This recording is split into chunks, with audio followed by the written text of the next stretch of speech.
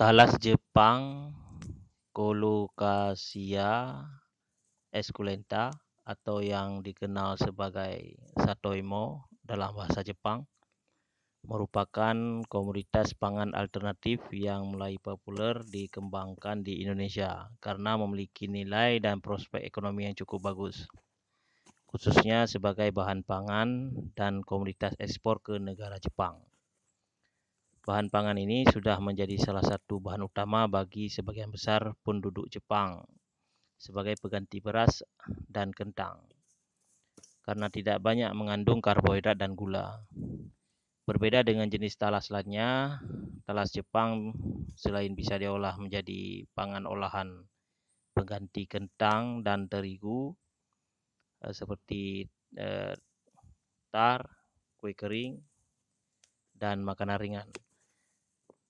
Talas jenis ini bisa dikonsumsi langsung dalam keadaan mentah, rasanya yang mirip dengan salak pondo, membuat sebagian orang menyebutnya keladi salak. Kalau Anda pernah mencicipi makanan ringan berupa taro snack atau genji taro, itu merupakan contoh dari bahan olahan berbahan dasar satoimo. Talas Jepang memiliki kandungan hyaluronic acid, merupakan senyawa pembentuk kolagen, salah satu jenis protein yang diyakini bisa memperlambat proses penuaan kulit. Tepung talas Jepang juga banyak dijadikan sebagai bahan dasar pembuatan berbagai kosmetik. Manfaat talas Jepang atau talas satoimo antara lain umbi segar sebagai sumber kalsium, kalori yang tinggi, kandungan karbohidratnya rendah sehingga dapat dikonsumsi sebagai makanan diet dan baik untuk penderita diabetes.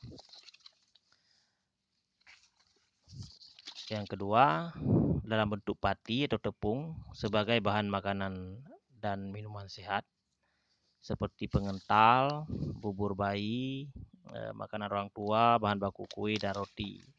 Pencampur tepung terigu sebagai bahan pengganti kentang dan bahan obat-obatan.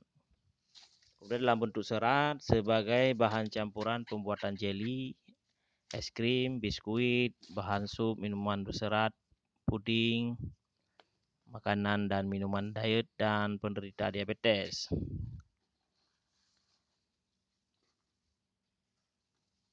Pemilihan lokasi untuk budidaya satoimo sangatlah menentukan dalam keberhasilan usaha ini. Karena bila salah memilih lahan yang tidak sesuai dengan kebutuhan komoditi satoimo ini menjadi fatal untuk langkah selanjutnya dan bisa dipastikan akan mengalami kegagalan. Oleh karenanya perlu kecermatan dan dipatuhi syarat-syaratnya dari kebutuhan satoimo tersebut. Berupa persyaratan yang harus dipenuhi seperti syarat tumbuh.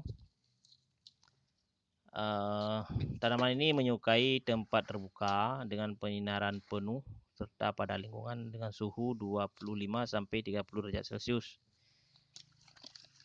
Tanah harus memiliki struktur remah, galuh berpasir, drainase baik sepanjang tahun, banyak mengandung bahan organik. Untuk mendapatkan hasil yang tinggi harus tumbuh di tanah drainase baik ya dan pH tanah 5,5 sampai 7.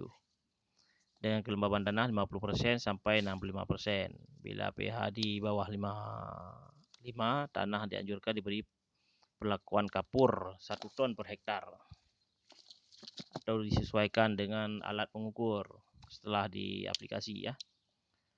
Kemudian cahaya matahari yang diperlukan untuk menyinari tanaman satoimo mutlak 10 ya. Jadi cahaya matahari penuh ya. 10 jam. Untuk pertunasan benih umbi perlu naungan. Tanaman ini membutuhkan tanah yang lembab dan cukup apabila tidak tersedia air yang cukup atau mengalami musim kemarau yang panjang. Tanaman talas sulit tumbuh atau kerdil, namun butuh tanah berdrainase baik dan tidak suka tanah becek, apalagi tergenang. Jadi kalau bisa dibudidayakan di musim hujan, kemudian diperkirakan panennya pada musim kemarau. Oke, demikian sedikit informasi mengenai talas soto imo. Berikut kita simak berikut tentang cara panen dan cara pengolahannya.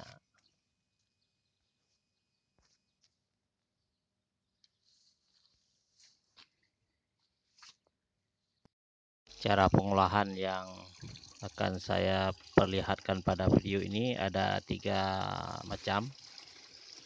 Yang pertama kita konsumsi mentah, yaitu dalam bentuk jus.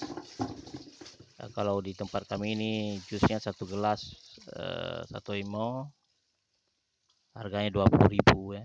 Jadi cukup bagus harganya. Kemudian cara kedua yaitu dengan kita merebus, seperti kita merebus singkong. Kemudian kita makan dengan memberikan sedikit gula, baik itu gula pasir maupun gula merah. Kemudian bisa juga memberikan sedikit kelapa yang dicampur dengan gula. Kemudian yang ketiga cara mengkonsumsinya yaitu dengan cara menggoreng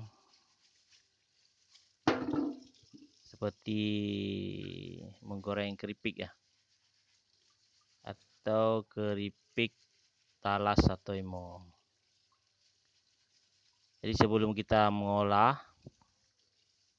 Sato Imo yang sudah kita panen, sebaiknya kita cuci bersih. Kemudian kita bersihkan kulit luarnya, kulit arinya, dengan menggunakan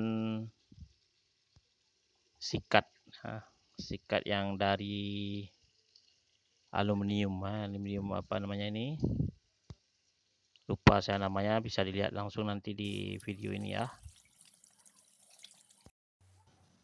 Pengolahan untuk menjadi jus bisa dilakukan dengan langkah berikut. Talas Sato Imo yang setelah dibersihkan dipotong-potong, kemudian di blender, diberikan air secukupnya. Kalau 2 gelas berarti umbinya bisa 4 ya, jadi 2 umbi per gelas ya, lebih mantap ya. Bisa juga digunakan untuk jus ini, kita bisa menggunakan umbi yang masih muda, itu akan lebih enak ya. Jadi kita akan membuat jus 2 gelas, artinya kita berikan air 2 gelas. Jadi jus Sato Imo ini tidak ada ampasnya, jadi langsung di blender sampai hancur, karena kita akan konsumsi beserta ampasnya.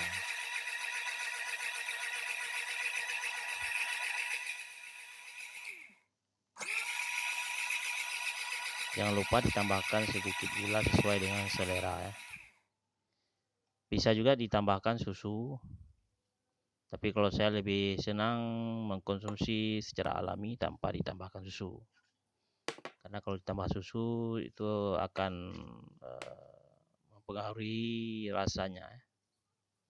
Jadi rasa originalnya itu sudah tertutupi dengan rasa susu.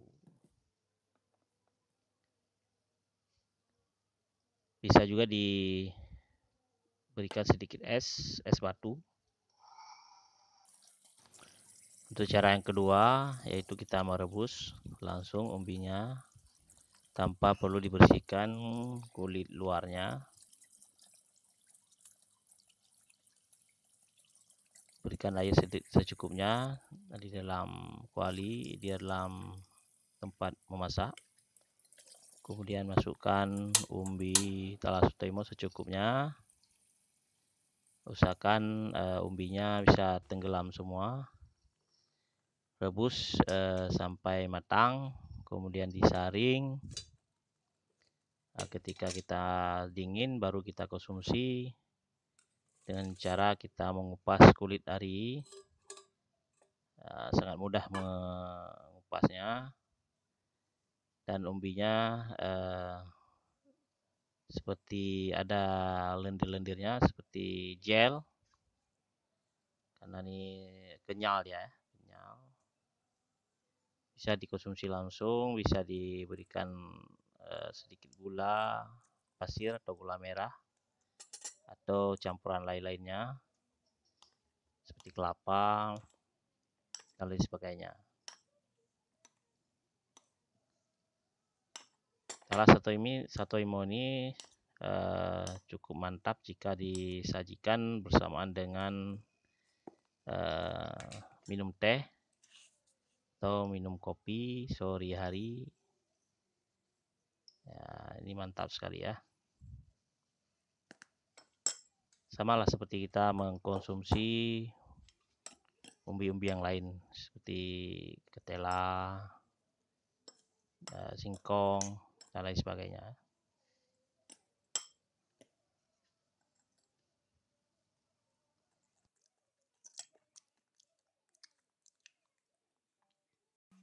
Kemudian cara yang ketiga, kita akan memperlihatkan bagaimana cara menggoreng dalam bentuk keripik ya, keripik talas atau imo.